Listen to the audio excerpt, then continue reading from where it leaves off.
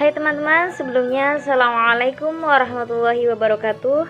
Perkenalkan, nama saya Siti Nur Halimah. Saya dari kelas 5C jurusan Tadris Matematika IAIN Syekh Nurjati Cirebon. Baik, pada kesempatan kali ini saya akan menjelaskan atau memaparkan proposal penelitian yang saya kaji ya. Ini mungkin hanya menjelaskan sedikit tentang poin-poinnya saja. Nah, proposal penelitian saya di sini yaitu berjudul Pengaruh Pembelajaran Daring Terhadap Motivasi Belajar Siswa. Nah, di bab 1 ini yaitu ada 3 poin ya. Yang pertama yaitu latar belakang, kedua pertanyaan masalah, dan yang ketiga relevansi dan pentingnya penelitian. Nah, penelitian ini dilatar belakangi oleh apa sih? Nah, yang pertama yaitu dengan adanya atau munculnya COVID-19 atau yang disebut virus corona ini menyebabkan seluruh aktivitas sehari-hari yang ada di dunia ini yaitu mengalami perubahan. Begitupun khususnya pada pembelajaran ya. Pembelajaran ini juga yang tadinya tatap muka kemudian berubah menjadi pembelajaran daring atau jarak jauh. Nah, pembelajaran daring di sini saya fokuskan kepada SD Negeri Sukareja 2 khususnya kelas 4. Nah, mereka mengalami kendala di sini, utamanya dalam pembelajaran matematika. Mengapa sih seperti itu? Karena guru SD ini mengajarkan cuman hanya memberikan tugas, kemudian si anak suruh mengerjakannya dengan membuka buku bimbingan belajar siswa. Nah, seperti itu. Karena dengan mungkin pelajaran matematika itu dianggap sulit ya, jadi anak-anak itu merasakan kesulitan khususnya pembelajaran matematika. Nah, dengan adanya kesulitan di sini, maka anak ini baiknya pembelajaran ini harus didorong dengan adanya motivasi pembelajaran dari orang tua. Nah, dan jadi motivasi di sini sebagai orang tua harus membimbing, mengarahkan, dan bahkan mengajari tentang pembelajaran matematika. Dan otomatis di sini anak ketika sudah mendapatkan motivasi dan pengarahan atau pembelajaran langsung dari orang tua, insya Allah rasa semangat di sini akan berpengaruh atau dominan menghasilkan semangat belajar yang tinggi dan hasil pun akan maksimal seperti itu. Baik, sekarang lanjut ke poin kedua yaitu pernyataan masalah. Nah, saya memiliki pernyataan masalah seperti ini. Pembelajaran matematika daring di SD Sukareja 2 harus disesuaikan dengan gaya belajar siswa ya. Nah, hal ini membuat siswa otomatis menurun semangat belajarnya, sehingga perlu dicari untuk meningkatkan semangat belajar siswa melalui bantuan peran penting orang tua dan meningkatkan semangat belajar siswa. Seperti itu pernyataannya. Kemudian lanjut ke pertanyaan masalah. Nah, pertanyaan masalah di sini yaitu apakah keberhasilan belajar dari siswa dominan ditentukan oleh bimbingan dan motivasi dari orang tua siswa. Nah, yaitu kemudian lanjut ke relevansi dan pentingnya penelitian. Nah, apa sih relevansi dan pentingnya penelitian itu? Nah, penelitian ini yaitu terfokuskan pada pengaruh bimbingan orang tua terhadap semangat belajar siswa secara daring di rumah.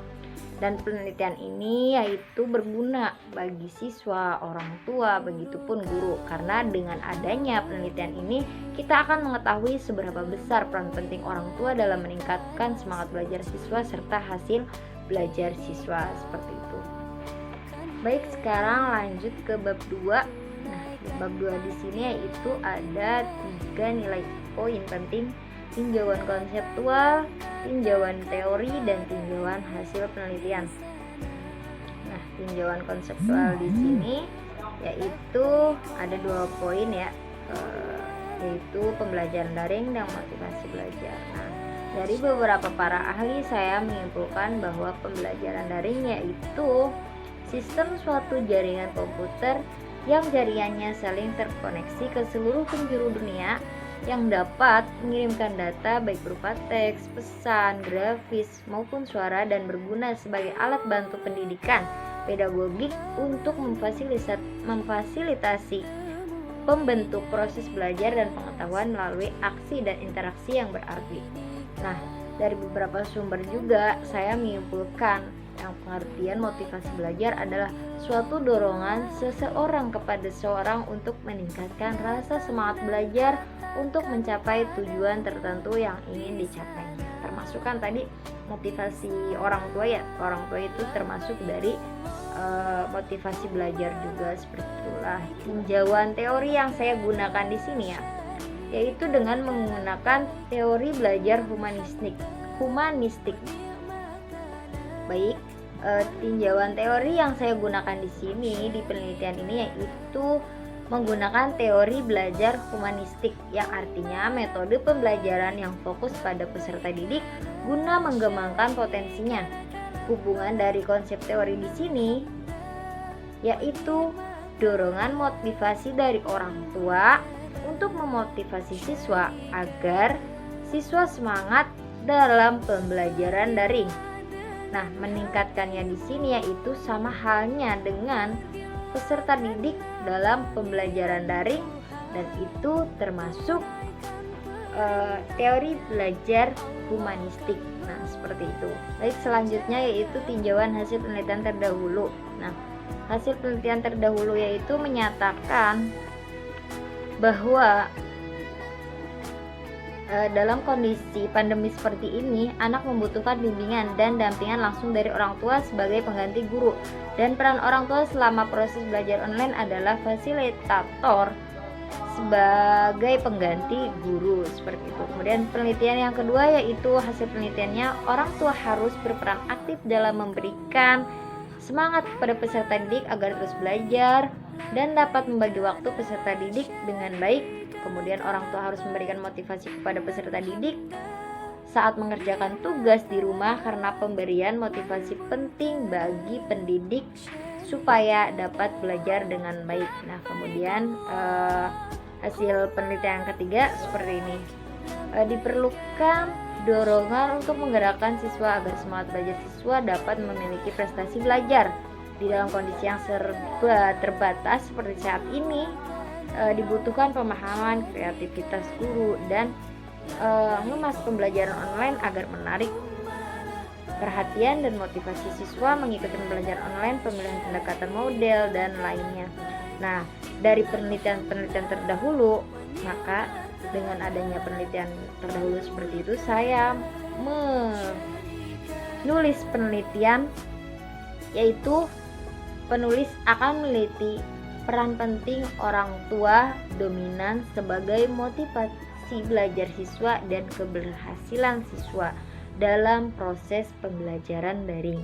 Seperti itu dari tinjauan literatur terdahulu, dan saya mengambilnya tadi penelitiannya seperti itu. Penulisan akan meneliti peran penting orang tua dominan sebagai motivasi belajar siswa dan keberhasilan siswa dalam proses pembelajaran daring. Selanjutnya ke bab 3. Nah, di bab 3 ini yaitu ada desain dan metode penelitian. Nah, desain di sini penulis menggunakan pendekatan kuantitatif karena nanti penelitian ini akan mencari tahu hasil belajar siswa. Dan penelitian ini termasuk ke dalam analisis korelasi, yang artinya peneliti mempelajari tentang hubungan kedua variabel, yaitu antara motivasi atau bimbingan orang tua yang mempengaruhi hasil belajar siswa serta semangat belajar siswa. Sekarang lanjut ke metode penelitian. Saya sebagai penulis di sini menggunakan teknik tes, yaitu dengan memberikan tes berupa pretest maupun post-test. Nah, pretest di sini kita memberikan soal-soal sebelum pembelajaran dan adanya bimbingan dari orang tua atau motivasi belajar dari orang tua, seperti itu. Kemudian post-test dilakukan setelah kita mengambil beberapa sampel dengan anak sudah dituntun atau dibimbing atau diberikan motivasi dari orang tua. Nah, instrumennya di sini kita menggunakan beberapa soal-soal yang sudah disiapkan ya, baik sebelum maupun sesudah, baik pre-test maupun post-test. Nah, data di sini yaitu merupakan data primer karena data di sini yaitu merupakan langsung diambil dari siswa terdiri itu sendiri. Nah, kemudian untuk